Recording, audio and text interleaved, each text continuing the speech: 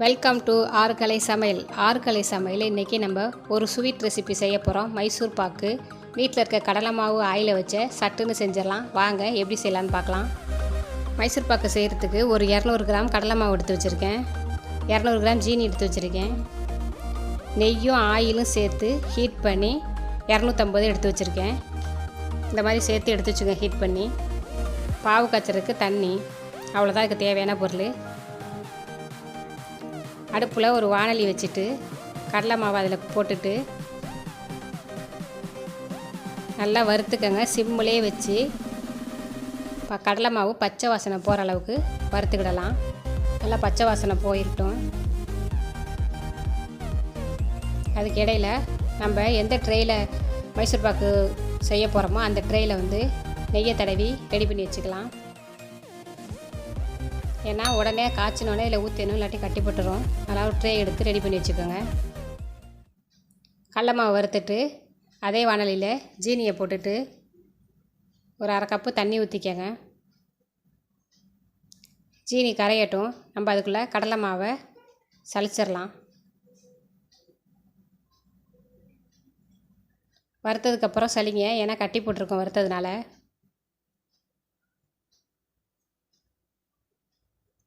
கட்டி இல்லாமல் இருந்தால் தான் மைசூர் பாக்கு கிண்டுறதுக்கு நல்லாயிருக்கும். அதனால் நல்லா சளிச்சிருங்க. அந்த மாதிரி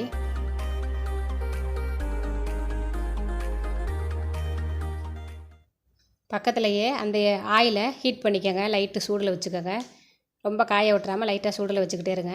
இது நல்லா ஜீனியை கரைச்சிட்டு ஒரு பாகுப்பதம் வர அளவுக்கு இது மாதிரி பிசு பிசுப்பு தன்மை வரும். அது வரைக்கும் நல்லா கிண்டிக்கிட்டு அடுப்பு சிம்மிலே இருக்கட்டும். இப்போ கொஞ்சம் கொஞ்சமாக அந்த கடலை மாவை நம்ம சேர்த்துக்கலாம். கை விடாமல் நல்லா கிண்டிக்கங்க. மொத்தமாக போட்டுறாதீங்க, கட்டி போட்டுரும். கொஞ்சம் கொஞ்சமாக சேர்த்துக்கிட்டு கிண்டுங்க.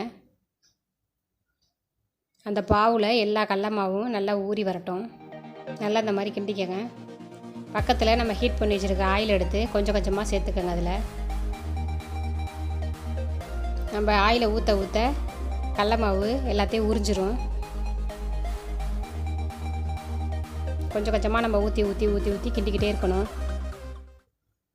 அந்த ஆயில் காலி ஆகிற வரைக்கும் ஊற்றுனீங்கன்னா கரெக்டாக இருக்கும். கொஞ்சம் தான் அதுக்கு நெய் தேவைப்படும். எண்ணெய் தான் நம்ம அதிகமாக சேர்த்துருக்கோம்.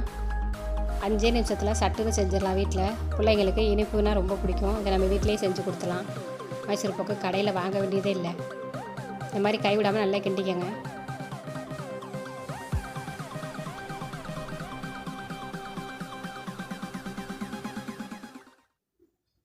நம்ம ஹீட் பண்ணி வச்சுருக்க ஆயிலையும் நெய்யையும் மட்டுமே ஊற்றி ஊற்றி கிண்டிக்கங்க.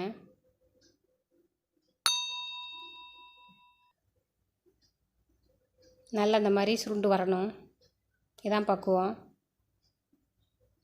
நம்ம அந்த ஆயில் எடுத்து வச்சுருந்த எல்லாத்தையுமே ஊற்றியாச்சு. இப்போ நம்ம எடுத்து வச்சுருந்த ட்ரேயில் மாற்றிக்கலாம்.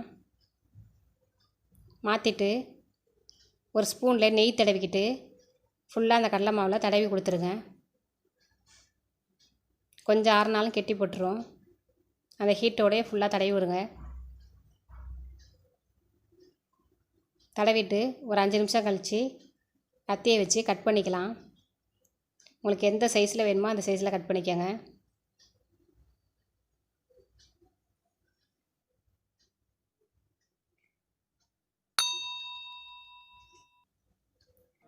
எல்லாத்தையும் கட் பண்ணியாச்சு.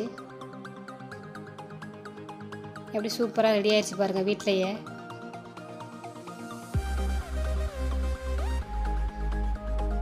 பாருங்கள், நல்லா ரெடி ஆயிடுச்சு. வாயில் வச்சோன்னே அப்படி கரையும். நீங்கள் செஞ்சு சாப்பிட்டு பாருங்கள். சாப்பிட்டு பார்த்துட்டு சொல்லுங்கள். வீடியோ பார்த்ததுக்கு தேங்க்யூ.